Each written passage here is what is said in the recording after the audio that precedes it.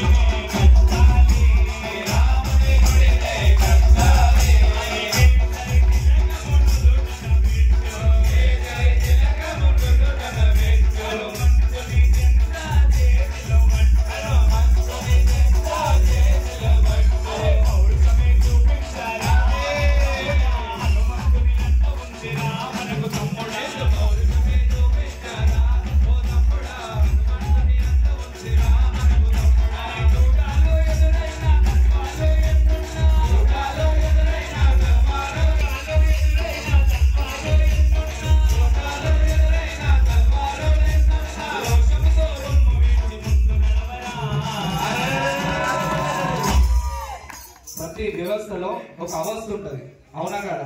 ఇప్పుడు ఇంకా పెద్ద రామ్నగర్ స్వామి మీరు గమనించండి, ఇక్కడ ఒక శక్తి ఉన్నదని నేను మొన్న ప్రజల్లో చెప్పిన, స్వామి మాట్లాడదు. ఇక్కడ ఒక శక్తి ఉన్నది. ఏం శక్తి అది?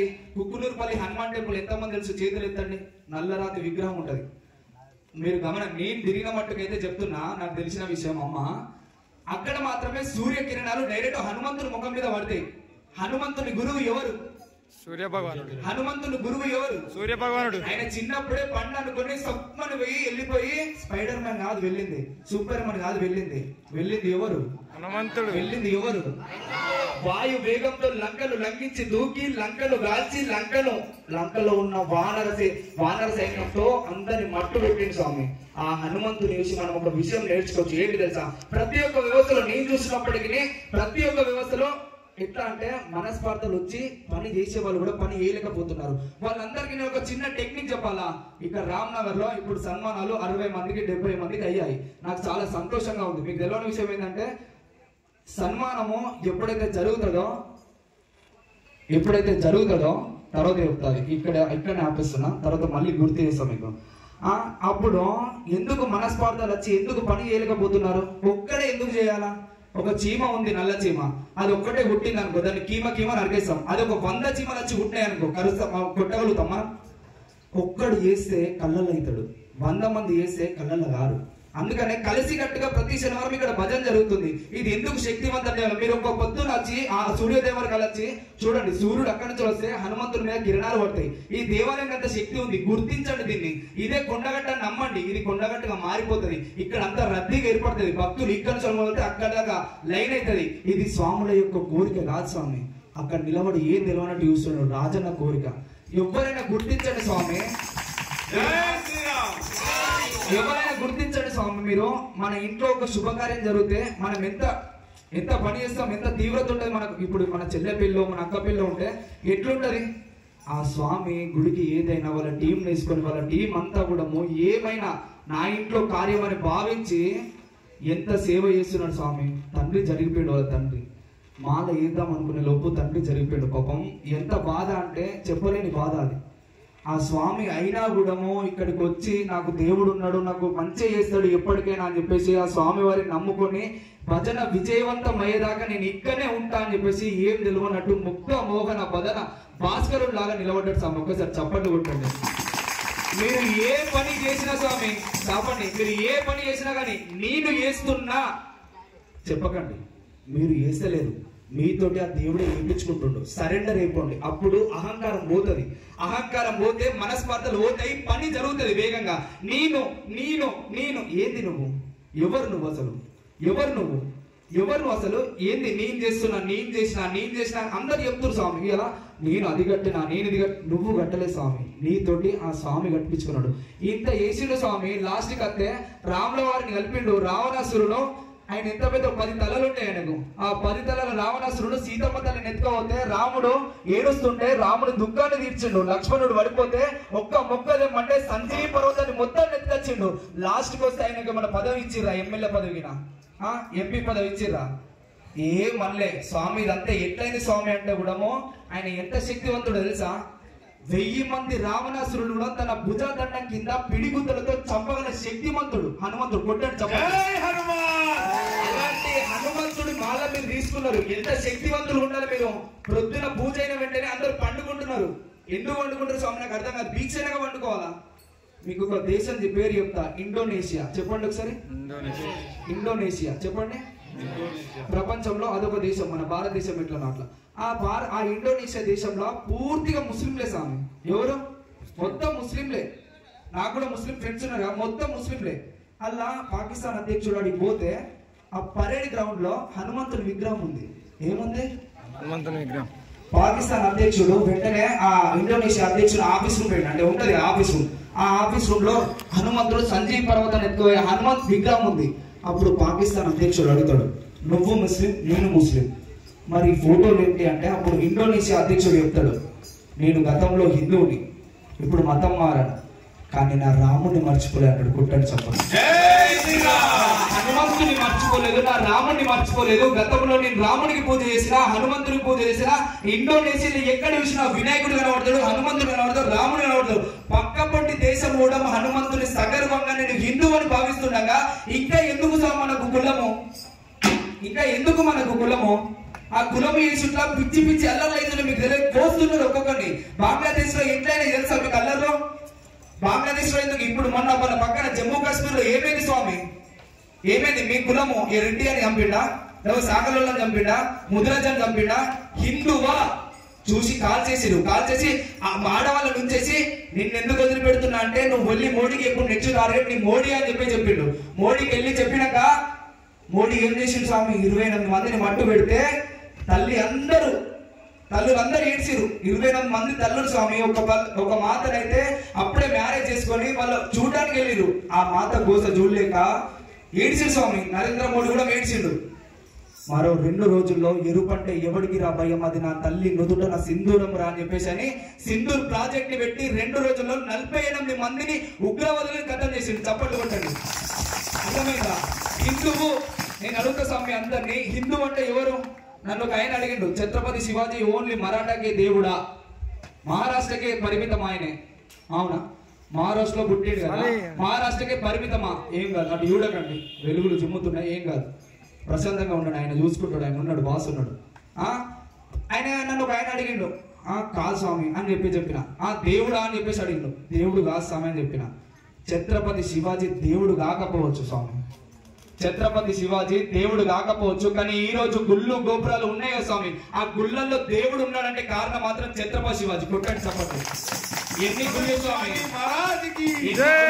ఎన్ని గుళ్ళు దహనం చేసిరు, ఎన్ని గుళ్ళు ధ్వంసం చేసిరు. ఆ గుళ్ళనన్నింటినీ నా గుడి అని భావించి సగర్వంగా హిందువు అనే పదాన్ని మొత్తం పాతి పెట్టిరు. నేను హిందువునని చెప్పుకోవడానికి భయపడేవారు, చచ్చిపోయేవారు. హిందూ అంటే గడ్డలు గీకించుకొని వాళ్ళలాగా కాశీకి కళా జాతి మధుర మస్జిద్ హోతి, అక్కడ శివాజీ నైవుతో సబ్కా సున్నతి హోతి అని చెప్పేసి అని ఆ రోజుల్లోనే వచ్చింది సూక్తి.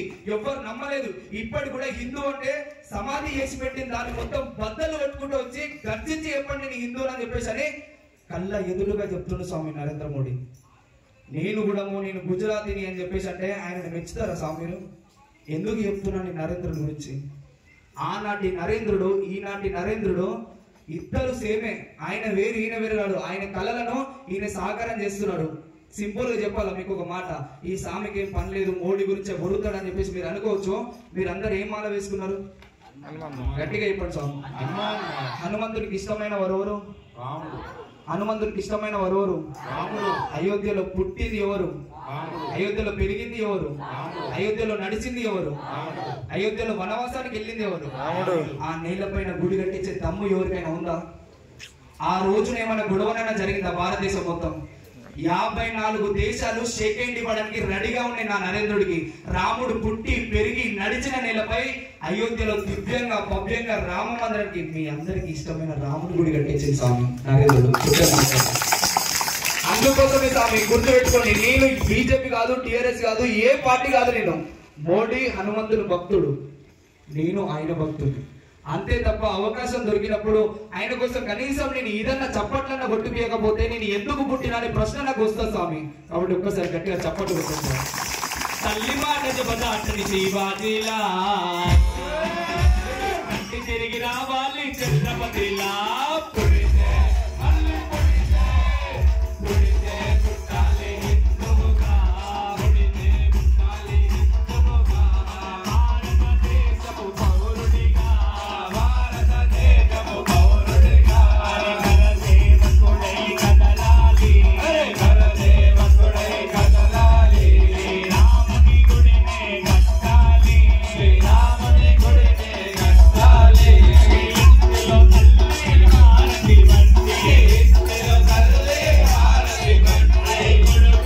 సాక్షాత్కరిస్తుంది నా కళ్ళ ఎదుటగా.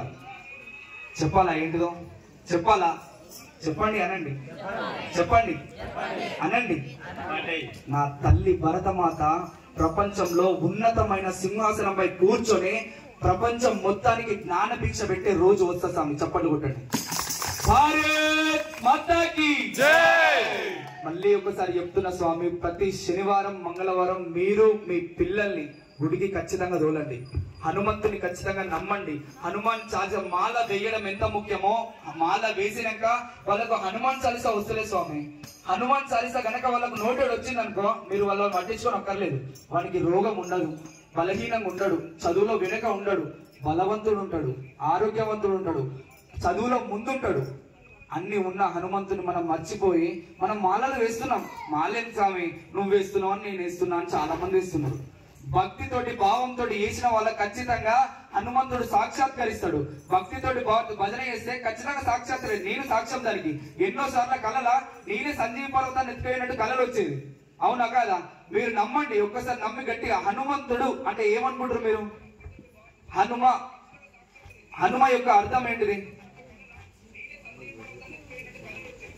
హనుమంతుని గనక నిజంగా నమ్మితే, నువ్వు దట్టమైన అడవిలో ఇరుక్కుంటే అర్ధరాత్రి 12 గంటలకు నీ చుట్టూ 100 దయ్యాలు భూతాలు చుట్టుముట్టినా ఒక్కసారి శ్రీయాంజనేయం ప్రసన్నాంజనేయం అంటే ఆ 100 దయ్యాలకు భూతాలకు సమాధానం చెప్పగల వీరుడు ధీరుడు శూరుడు హనుమంతుడు మీ వెన్నంటే ఉండి మిమ్మల్ని రక్షిస్తాడు. అర్థమైందా? అది కదా భజన చేస్తే యాస్టకు వస్తుంది కదా మీ అందరికి. ఆయన మొత్తం రావణ లంకకు పోయి రావణాసురుడు సింహాసనం మీద కూర్చుంటే ఈయన తోకను మొత్తం చుట్టుకొని ఆయన కన్నా రామ రామ రామ రామ రామ రామ సీతా రామ రామ రామ రామ రామ రామ సీతా రామ రామ రామ రామ రామ రామ సీతా రామ రామ రామ రామ రామ రామ సీతా రామ రామ రామ రామ రామ రామ సీతా రామ రామ రామ. ఇది చెప్పిండు. ఇది చెప్పి రావణ మంచిగా బుద్ధిని మార్చుకో, లేకపోతే రాముడు మంచోడు కాదు, ఒక్కసారి విల్లు ఎక్కువ పెట్టిండంటే మట్టిలో కలిసిపోతావు నువ్వు అని చెప్పేసి అని రావణ లంకకు పోయి దాగేసి వచ్చిన వీరుడు. కొట్టండి చప్పట్లు. హనుమంతుడు భయపడే అవసరం ఆ మనకు. అప్పుడప్పుడు అంటారు, ఈ మధ్య కొత్త వచ్చిన న్యూస్, చేతబడులు చేస్తున్నారు, నిమ్మకాయలు పెడుతున్నారు, కోడిగుడ్లు పెడుతున్నారు. ఆ వాళ్ళందరికీ చెప్తున్నా నేను, ఒక్కసారి గట్టిగా వాళ్ళందరూ బజరంగ బలికి చేస్తే ఆ నిమ్మకాయలన్నీ వృధా అయిపోతాయి. తెలుసా మీకు? చేతబడి వేసేవాడు హనుమంతుని కొబ్బరికాయ కట్టి